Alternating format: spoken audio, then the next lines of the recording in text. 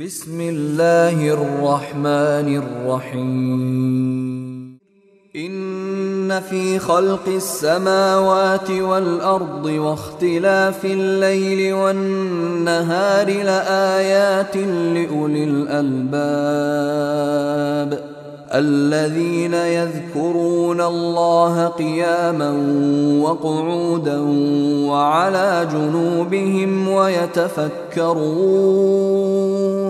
ويتفكرون في خلق السماوات والأرض ربنا ما خلقت هذا باطلا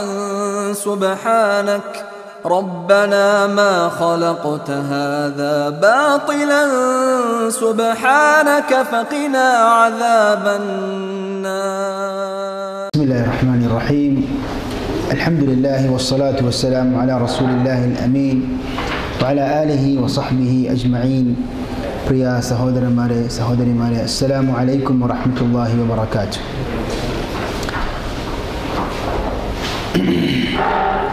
സൂറത്തു ആലി ഇമ്രാനിലെ അവസാന വചനങ്ങളാണ് നമ്മൾ പഠിച്ചുകൊണ്ടിരിക്കുന്നത്. ഇൻഷാ അല്ലാഹ് വരും ക്ലാസ്സുകളിൽ ഈ ആയത്തുകൾ പൂർത്തീകരിക്കും ഇൻഷാ അല്ലാഹ്. സൂറത്തു ആലി ഇമ്രാനിലെ അവസാന വചനങ്ങൾ എന്ന് പറയുമ്പോൾ ഹദീസിൽ നിന്ന് പ്രകാരം 10 ആയത്തുകളാണ്. എന്നാൽ നമ്മൾ ഇന്ന ഫീ ഖൽഖിസ് സമാവാതി വൽ അർദി എന്ന ആയത്ത് മുതൽ തുടങ്ങുകയാണെങ്കിൽ അവസാനിക്കുന്നത് 11 ആയത്തുകളായിട്ടാണ്. സാധാരണ അറബി ഭാഷയിൽ ഒരു അക്കത്തിന് പുറമെ, അതായത് 10, 20, 30 അല്ലെങ്കിൽ 100, 200, 300 എന്ന് ചില്ലറ അക്കങ്ങളില്ലാത്ത അക്കങ്ങൾ പറയുമ്പോൾ കസ്ർ ഫ്രാക്ഷൻ മാറ്റിക്കൊണ്ട് സഹീഹായ അക്കമാക്കി മാറ്റുന്ന ഒരു സ്വഭാവം അറബി ഭാഷയിൽ അറബികൾക്കുള്ളതാണ്. ഉദാഹരണമായി നബി സല്ലല്ലാഹു അലൈഹി വസല്ലം നമുക്കെല്ലാവർക്കും അറിയാവുന്നതുപോലെ മക്കത്ത് നുബുവത്ത് കിട്ടിയതിന് ശേഷം എത്ര വർഷമാണ് പ്രബോധനം നടത്തിയത്? 13 വർഷം. 13 വർഷം മക്കത്തും 10 വർഷം മദീനയിലും. ചില റിവായത്തുകളിൽ 10 വർഷം മക്കത്തുമെന്നും കാണാം. പണ്ഡിതന്മാർ അത് നൽകിയ വ്യാഖ്യാനം 10 ശേഷമുള്ള ചില്ലറ അക്കമാണ് ഏത്? 3 എന്ന് പറഞ്ഞത്. അതിനെ ഒഴിവാക്കിക്കൊണ്ടുള്ള ഒരു പ്രയോഗമാണ് അത്. അഥവാ 13 എന്നതും 10 തമ്മിൽ എന്തില്ല? വൈരുദ്ധ്യമില്ല. അതുപോലെ തന്നെ ഹദീസ് എന്താ വന്നത്? 10 എന്ന്. ശേഷമുള്ള ഒന്നിനെ ആ പദത്തിൽ നിന്ന് ഒഴിവാക്കിക്കൊണ്ട് 10 എന്ന ആ അക്കത്തിന് മുൻതൂക്കം നൽകിക്കൊണ്ടുള്ള ഒരു പ്രയോഗം. മനസ്സിലായി? അതുകൊണ്ട് തന്നെ ഈ കണക്കിന് എന്തില്ല? വൈരുദ്ധ്യമില്ല എന്ന് നമ്മൾ മനസ്സിലാക്കുക. ഖുർആനിക ആയത്തുകളുടെ എണ്ണം നിർണ്ണയിക്കുന്ന ഒരു ശാസ്ത്രമുണ്ട്. അതിനാണ് അറബിയിൽ പറയുക ഇൽമുൽ ഫവാസിൽ.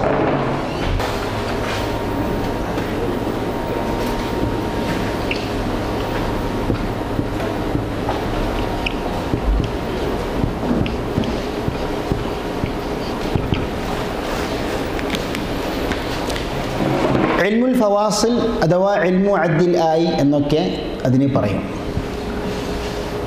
ഈ ശാസ്ത്രം ചർച്ച ചെയ്യുന്ന വിഷയം എന്താണ്? മനസ്സിലായല്ലോ. ഖുർആനിലെ ആയത്തുകൾ നിർണ്ണയിക്കുന്ന വിഷയത്തിൽ പണ്ഡിതന്മാർക്ക് അഭിപ്രായ വ്യത്യാസമുണ്ട്. അതായത് സൂറത്തുൽ ബഖറ ഉദാഹരണമായിട്ട് നമുക്കറിയാം എത്ര ആയത്തുകളാണ്? 286. 286 അഭിപ്രായമുണ്ട്. അതല്ലാത്ത അഭിപ്രായമുണ്ട്. 285 അഭിപ്രായമുണ്ട്. അപ്പോൾ എന്താണ്? നബി സല്ലല്ലാഹു അലൈഹി വസല്ലം ആയത്തുകളിൽ വഖഫ് ചെയ്തതിൻ്റെ അടിസ്ഥാനത്തിൽ സഹാബത്തുകൾ തീരുമാനിക്കുന്ന രീതിയിൽ ആയത്തുകളുടെ എണ്ണം പദങ്ങൾക്ക് വ്യത്യാസം ഉണ്ടാവില്ല. മനസ്സിലായില്ലേ? അതായത് ആയത്തുകൾ ചില ആയത്ത് നഷ്ടപ്പെടുകയോ അങ്ങനെയൊന്നും സംഭവിക്കുന്നില്ല. മറിച്ച് എവിടെയാണ് ഒരു ആയത്തിൻ്റെ അവസാനം തീരുമാനിക്കുന്ന വിഷയത്തിലാണ് ചില അഭിപ്രായ വ്യത്യാസങ്ങളുള്ളത്. ഏതായാലും അതൊരു വേറെ ഒരു വിഷയമാണ്. അങ്ങനെ ഈ വിഷയത്തിൽ 7 വിഭാഗക്കാരായ പണ്ഡിതന്മാരുണ്ട്. പറഞ്ഞു വരുന്നത് സൂറത്തു ആലി ഇമ്രാനിൽ അടങ്ങിയ ആയത്തുകളുടെ എണ്ണത്തിൽ അഭിപ്രായ വ്യത്യാസമില്ല. അഥവാ അവ 200 ആയത്തുകളാണെന്നതിൽ അഭിപ്രായ ഭിന്നതയില്ല. അതുകൊണ്ട് തന്നെ ആ നിലക്ക് നമ്മൾ ഈ 10 ആയത്തുകൾ സ്ഥിരപ്പെടുത്തുന്ന വിഷയത്തിൽ ആ വിഷയത്തിലേക്ക് നമ്മൾ പോകേണ്ട കാര്യമില്ല എന്ന് ചുരുക്കം. മനസ്സിലായില്ലേ? നമ്മൾ കഴിഞ്ഞ ക്ലാസ്സിലൂടെ പഠിച്ചത് ഏത് ഭാഗമാണ്? സൂറത്തു ആലി ഇമ്രാനിലെ 194 ആയത്താണ്. 94 قوله تعالى ربنا وآتنا ما وعدتنا على رسلك ولا تخزنا يوم القيامة إنك لا تخلف الميعاد. 194 ഇന്നെടുക്കും ഇൻഷാ അല്ലാഹ്. ഇന്നെടുക്കും. കഴിഞ്ഞ ക്ലാസ്സിൽ നമ്മളതിന് അത് പൂർത്തീകരിച്ചിട്ടില്ല, കുറച്ച് ഭാഗം കൂടി ഉണ്ട്. അപ്പോൾ 194 ആയത്ത്. ഇതിപ്പോൾ നമ്മൾ ഈ സൂറത്തു ബഖറയിലെ അവസാനത്തെ 2 ആയത്തുകൾ പഠിച്ചു. ആമിൻ റസൂലു ആയത്തുൽ കുർസിൻ്റെ കുറേ ഭാഗം പഠിച്ചു. അപ്പോൾ ഈ നോട്ട്സുകളൊക്കെ നമ്മൾ ഒരുമിച്ച് കൂട്ടിയിട്ട് വായിച്ച് അത് മനസ്സിലാക്കി പിന്നീട് എങ്ങനെയാണ് അതൊരു ചുരുക്കത്തിലേക്ക് നമ്മൾ എങ്ങനെ എത്തുക? ഇത് പഠിച്ചതിന് ശേഷം നമ്മൾ ഇതെല്ലാം പൂട്ടി വെച്ചുകൊണ്ട് മടക്കി വെച്ചുകൊണ്ട് നമ്മൾ സ്വയം ഈ ആയത്തുകൾ കാണാതെ പഠിക്കണമല്ലോ. ഇത് തിരഞ്ഞെടുക്കപ്പെട്ട ആയത്തുകളാണ്, അത് നമ്മൾ കാണാതെ പഠിച്ചിരിക്കുക. എന്നിട്ട് ഓരോ ആയത്തും ഇന്ന ഫീ ഖൽഖിസ് സമാവാതി വൽ അർദി, ഓരോ ആയത്ത് ചൊല്ലിക്കൊണ്ട് അതിൻ്റെ അർത്ഥം നമ്മൾ തന്നെ സ്വന്തം പറയുക. അങ്ങനെയാകുമ്പോൾ ആയത്തിൻ്റെ ഹിഫ്ദും അതോടൊപ്പം തന്നെ അതിൻ്റെ അർത്ഥവും നമുക്ക് മനസ്സിലാക്കാൻ സാധിക്കും. ശരി, ഇനി ഹിഫ്ദിന് തീരെ സാധിക്കാത്തവർക്ക് എന്താ ചെയ്യുക? ഖുർആൻ എടുക്കുക. നമ്മൾ ഇത്രയും ക്ലാസ്സുകളിൽ പങ്കെടുത്തുകൊണ്ട് ഇത്രയും ദിവസങ്ങളിൽ ഈ ആയത്തുകളാണ് പഠിച്ചത്. അറബി എഴുതപ്പെട്ട ഖുർആനിക വചനങ്ങൾ പാരായണം ചെയ്യുക, അർത്ഥം സ്വയം പറയാൻ ശ്രമിക്കുക. അങ്ങനെയാണ് തഫ്സീറിലേക്കുള്ള ഒരു തുടക്കമാണിത്. പിന്നീട് ആ ആയത്തുകളുമായി ബന്ധപ്പെട്ട തഫ്സീർ പണ്ഡിതന്മാർ നൽകിയ വ്യാഖ്യാനങ്ങൾ ഓർക്കാൻ ശ്രമിക്കുക. മനസ്സിലായില്ലേ? സംശയമുണ്ടെങ്കിൽ വീണ്ടും നോട്ടിലേക്ക് മടങ്ങുക. അതുപോലെ തന്നെ മലയാളത്തിൽ എഴുതപ്പെട്ട ഖുർആൻ പരിഭാഷകൾ പരിശോധിക്കുക, വായിക്കുക. അമാനി മൗലവി എഴുതിയ തഫ്സീർ ഉദാഹരണം. അപ്പോൾ ഏതായാലും ഈ തഫ്സീർ പഠനം എന്ന് പറയുമ്പോൾ ഈ നോട്ടിൽ മാത്രം ഒതുങ്ങിക്കൊണ്ട് നമ്മൾ നിൽക്കാൻ പാടില്ല. മറിച്ച് സ്വയം നമ്മളത് വായിച്ച് അത് ഒരു പഠനത്തിലേക്ക് എത്തണം എന്നാണ് ഈ സന്ദർഭത്തിൽ ഉണർത്തുന്നത്.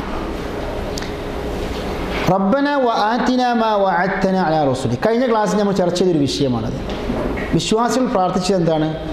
റബ്ബന, ഞങ്ങളുടെ റബ്ബേ, വ ആതിന മാ വഅദ്തന അലാ റസൂലിക്, നിൻ്റെ പ്രവാചകന്മാർ ദൂതന്മാർ മുഖേന നീ വാഗ്ദാനം ചെയ്തത് എന്താണോ അത് നീ ഞങ്ങൾക്ക് തരയണമേ, നൽകണമേ.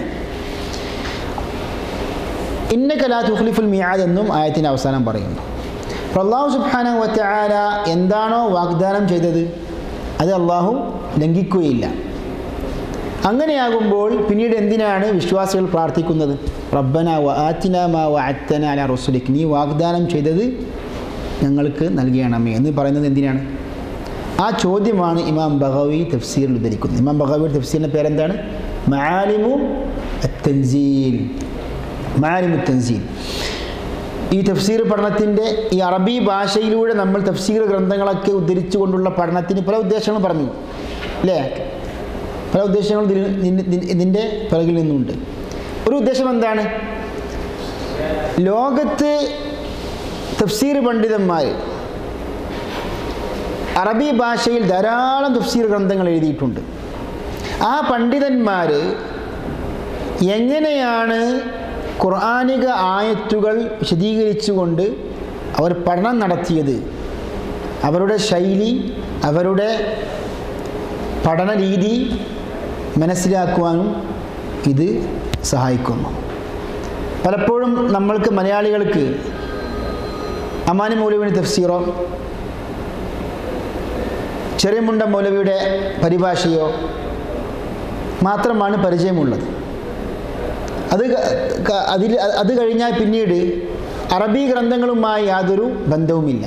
അങ്ങനെ ഒരു ബന്ധം സ്ഥാപിക്കുവാനും പണ്ഡിതന്മാരുടെ ശൈലികൾ മനസ്സിലാക്കുവാനും അതിൻ്റേതായ ആധികാരികമായ ഗ്രന്ഥങ്ങളിൽ നിന്ന് പഠിക്കുവാനുമെല്ലാം നമ്മൾ ഉദ്ദേശിക്കുന്നു.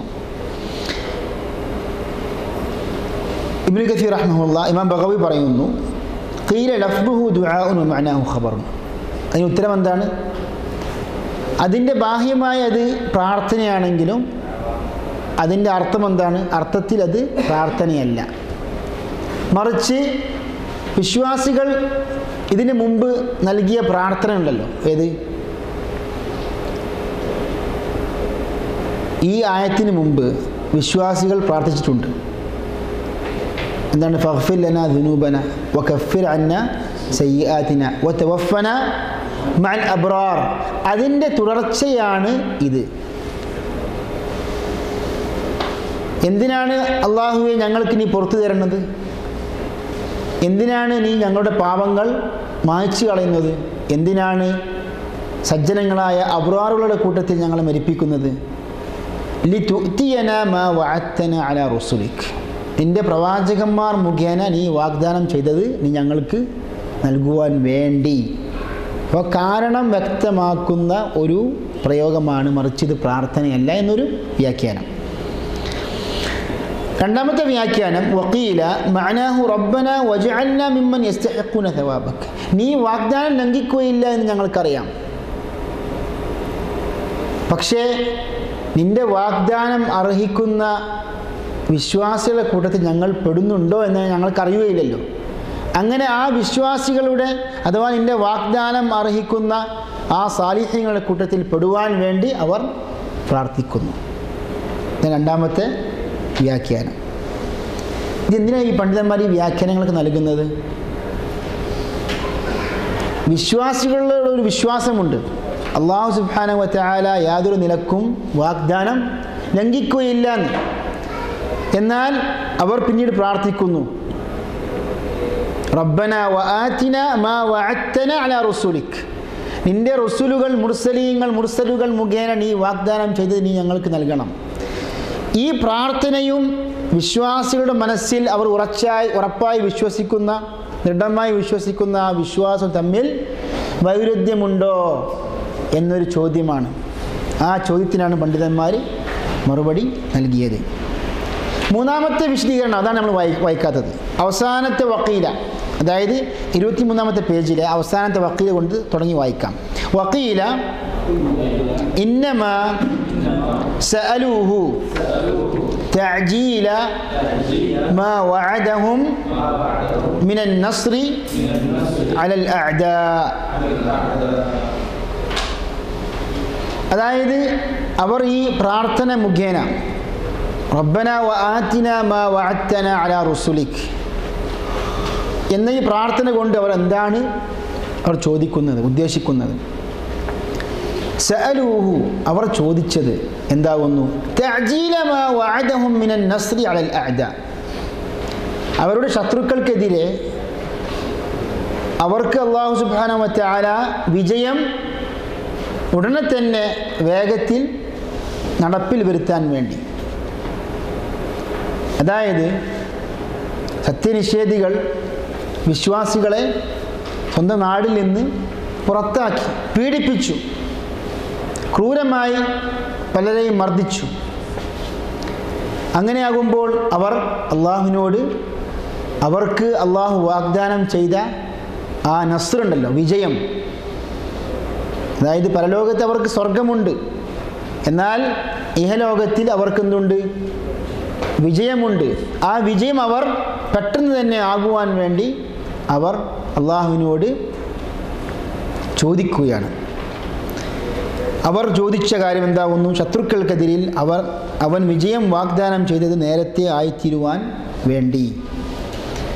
ഖാലു ഖദ് അലിംന അന്നക ലാ തുഖ്ലിഫ്. ഖാലു അവർ പറഞ്ഞു, എന്ത് പറഞ്ഞു? ഖദ് അലിംന അന്നക ലാ തുഖ്ലിഫ്. എന്താണ് അർത്ഥം? നീ വാഗ്ദാനം ലംഘിക്കുകയില്ല എന്ന് ഞങ്ങൾക്ക് ബോധ്യമുണ്ട്, അറിയാം. വലാകിൻ ലാ സബ്ര ലനാ അലാ ഹിൽമിക ഫഅജ്ജിൽ ഖിസ്യഹും വൻസുർനാ അലൈഹിം. നിന്റെ സഹനശീലത്തിന് മുന്നിൽ ഞങ്ങൾക്ക് എന്തില്ല? ക്ഷമയില്ല. ആയതിനാൽ നേരത്തെ തന്നെ നീ അവരെ നിന്ദ്യരാക്കുകയും അവർക്കെതിരിൽ നീ ഞങ്ങളെ വിജയിപ്പിക്കുകയും ചെയ്യുക. ഇപ്പോൾ അല്ലാഹു സുബ്ഹാനഹു വ തആല വാഗ്ദാനം ചെയ്തതാണ് സത്യവിശ്വാസികൾക്ക് വിജയം അള്ളാഹു ഈ ഭൂമി വെച്ച് തന്നെ നൽകുന്നു. ഇന്നാ ലനൻസുറു റുസുലന. എന്താണ് അർത്ഥം? തീർച്ചയായും നിശ്ചയമായും എൻ്റെ ദൂതന്മാരെ ഞാൻ വിജയിപ്പിക്കുക തന്നെ, സഹായിക്കുക തന്നെ ചെയ്യുന്നു.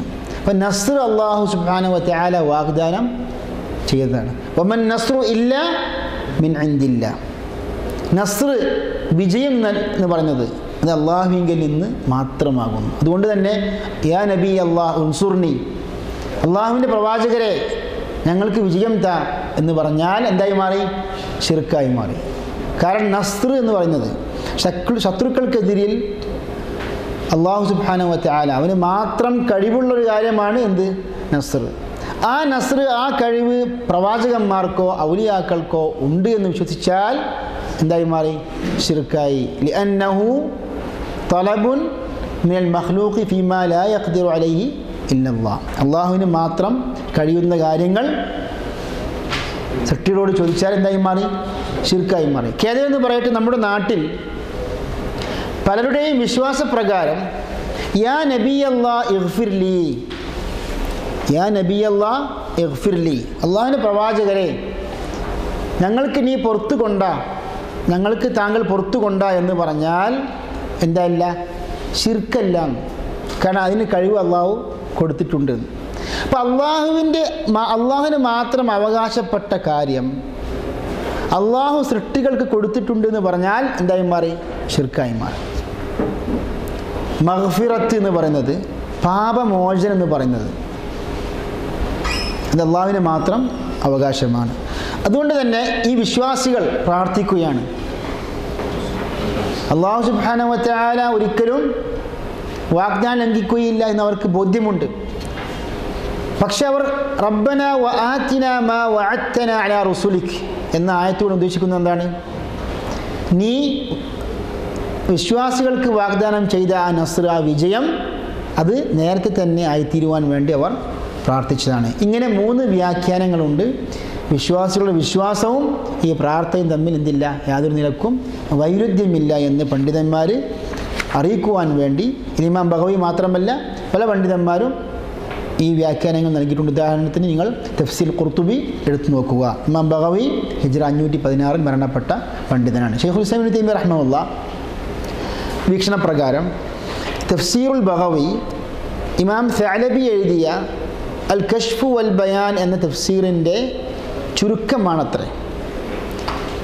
അതായത് നമുക്കറിയാം എല്ലാ തഫ്സീർ ഗ്രന്ഥങ്ങളും സഹീഹായ ഹദീസുകളെ അടിസ്ഥാനപ്പെടുത്തിക്കൊണ്ടുള്ള ഒരു തഫ്സീറാകണമെന്നില്ല. അതായത് ചില തഫ്സീർ ഗ്രന്ഥങ്ങളിൽ വ്യാജ റിപ്പോർട്ടുകൾ, വ്യാജ ഹദീസുകൾ ധാരാളമായി നമുക്ക് കാണാൻ സാധിക്കും. അപ്പോൾ നിങ്ങൾ ചോദിക്കും, എന്താണ് ഇതിന് ഉദാഹരണം? അതിന് ഉദാഹരണമാണ് പണ്ഡിതന്മാർ പറയുന്നു തഫ്സീറു സഅലബി അഥവാ അൽ കശ്ഫ് വൽ ബയാൻ എന്ന പേരിൽ എഴുതപ്പെട്ട ഇമാം സഅലബി വലിയ പണ്ഡിതനാണ്, ലോകത്തിന് അംഗീകരിക്കപ്പെട്ട തഫ്സീർ പണ്ഡിതനാണ്. പക്ഷെ അദ്ദേഹം തഫ്സീർ വായിക്കുമ്പോൾ സൂക്ഷിക്കണം. എന്താണ്? പലപ്പോഴും പല റിപ്പോർട്ടുകളും ഒരു പക്ഷേ ദുർബലമോ അല്ലെങ്കിൽ വ്യാജമോ ആയിരിക്കും. അതുകൊണ്ട് തന്നെ അങ്ങനെ പല റിവായത്തുകളിൽ നിന്നും പല ന്യൂനതകളിൽ നിന്നും ഇമാം ബഗവിയുടെ തഫ്സീറിനെ അതിൽ നിന്ന് ശുദ്ധീകരിച്ചു. അതുകൊണ്ട് തന്നെ ശൈഖുൽ ഇസ്ലാം ഇബ്നു തൈമിയ്യ റഹ്മഹുല്ലാഹ് നിലക്ക് തഫ്സീറുൽ ബഗവിയെ കൂടുതൽ നല്ല രീതിയിൽ എടുത്തു പറഞ്ഞിട്ടുണ്ട്. ഇതാണ് റബ്ബന വആതിന മാ വഅദ്തന അലാ റസൂലിക് വലാ തുഖ്സിന യൗമൽ ഖിയാമ ഇന്നക ലാ തുഖ്ലിഫുൽ മിആദ് എന്ന ഈ ആയത്തിൻ്റെ തഫ്സീർ. ഇനി ഈ പ്രാർത്ഥനകളൊക്കെ വിശ്വാസികൾ പ്രാർത്ഥിച്ചു, ആത്മാർത്ഥമായ പ്രാർത്ഥനകളാണ്. നമ്മൾ ഈ പ്രാർത്ഥന കഴിഞ്ഞ ക്ലാസ്സിൽ സൂചിപ്പിച്ചു. നമ്മൾ ഈ ആയത്തുകൾ കാണാതെ പഠിക്കും. അതോടൊപ്പം തന്നെ ഈ പ്രാർത്ഥനകൾ നമ്മുടെ ജീവിതത്തിൽ നമ്മൾ പ്രാർത്ഥിക്കുമ്പോൾ ഖുർആനിലും ഹദീസിലുമുള്ള പ്രാർത്ഥനകൾക്കാണ് മുൻഗണന നൽകേണ്ടത്. അപ്പോൾ ഈ പ്രാർത്ഥനകളൊക്കെ നമ്മൾ പ്രാർത്ഥിക്കുമ്പോൾ ഉൾപ്പെടുത്തണമെന്നാണ് ഉണർത്താനുള്ളത്. മാത്രമല്ല, നമുക്കറിയാമല്ലോ, പ്രാർത്ഥന എന്ന് പറയുന്നത് അല്ലാഹു സുബ്ഹാനഹു വ തആല ഒരിക്കലും അതിനെ നിഷ്ഫലമാക്കുകയില്ല. ഒന്നുകിൽ ആ പ്രാർത്ഥനയ്ക്ക് ഉത്തരം അല്ലാഹു നൽകും, അല്ലെങ്കിൽ അതിൻ്റെ പ്രതിഫലം, അതിന് തുല്യമായ പ്രതിഫലം ഖിയാമത്ത് നാളിൽ അവന് അല്ലാഹു സുബ്ഹാനഹു വ തആല നൽകും. കാരണം അല്ലാഹു സുബ്ഹാനഹു വ തആല അവനാണ് അലീമുൻ ഹക്കീം. ഒരു മനുഷ്യന്, ഒരു അടിമക്ക് എപ്പോഴാണ് പ്രാർത്ഥനയ്ക്ക് ഉത്തരം നൽകേണ്ടത്, അഥവാ അവൻ ചോദിച്ച കാര്യം അപ്പോൾ തന്നെ നൽകിയാൽ അത് അവന് ഒരുപക്ഷെ ദോഷകരമായി തീരും. അതുകൊണ്ട് ഹിക്മത്തും ഇൽമും അതിൻ്റെ പൂർണ്ണ രീതിയിൽ ആരുടെ അവകാശമാണ്? അള്ളാഹുവിൻ്റെ മാത്രം അവകാശമാകുന്നു. വഅലൈക്കും അസ്സലാം. അതുകൊണ്ടാണ് ഉദ്ഉല്ലാഹ വഅൻതും മൂഖിനൂൽ ഇജാബ, നിങ്ങൾ ഇജാബത്ത് അല്ലാഹു സുബ്ഹാനഹു വ തആല പ്രാർത്ഥനയ്ക്ക് ഉത്തരം നൽകും എന്ന ദൃഢബോധത്തോടെ നിങ്ങൾ പ്രാർത്ഥിക്കണം.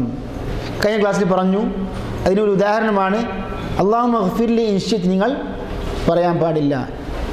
ഇതൊക്കെ കഴിഞ്ഞ ക്ലാസ്സിൽ പറഞ്ഞതാണ്.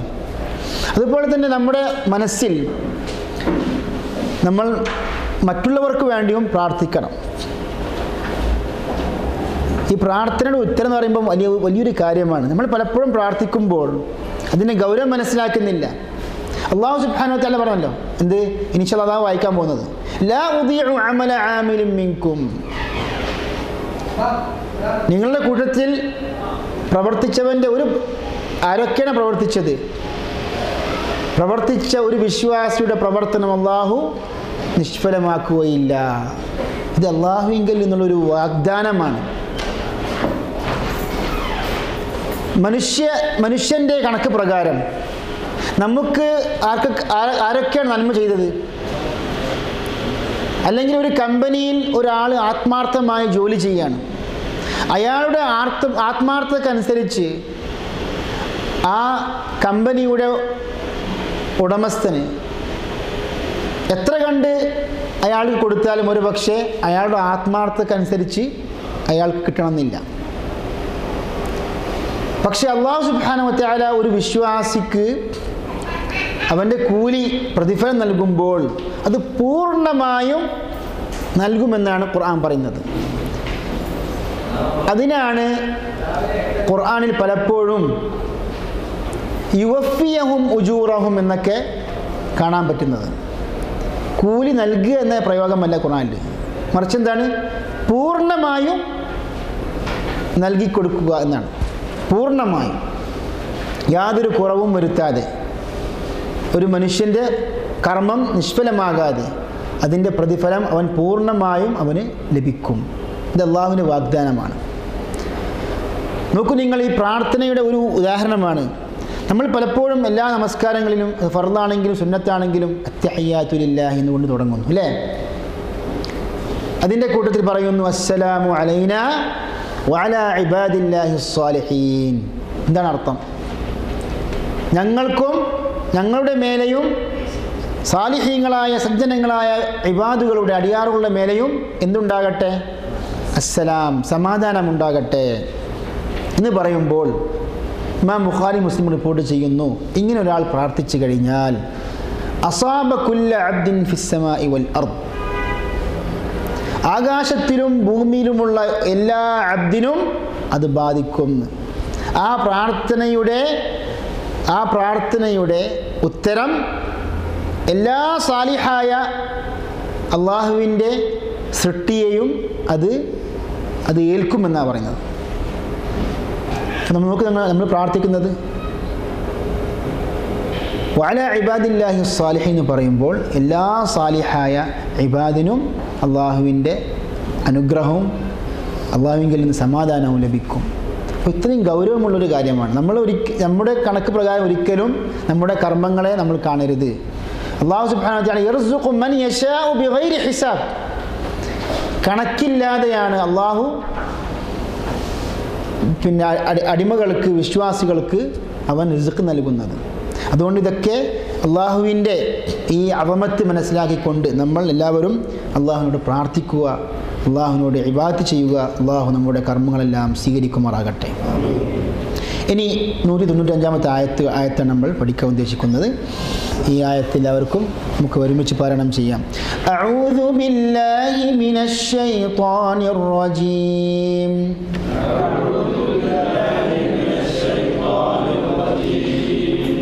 ബിസ്മില്ലാഹിർ റഹ്മാനിർ റഹീം.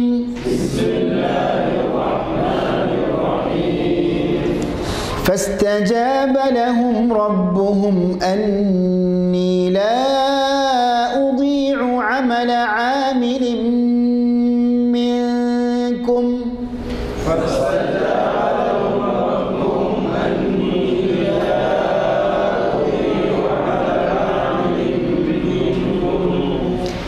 من ذكر أو أنثى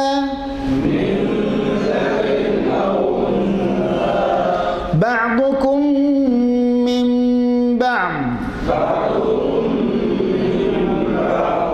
فالذين هاجروا وأخرجوا من ديارهم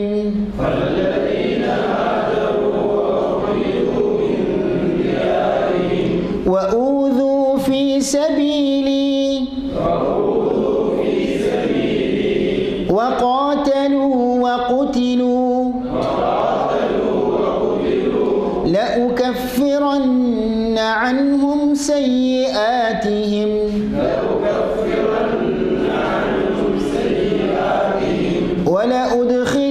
ولأدخلنهم جنات تجري من تحتها الأنهار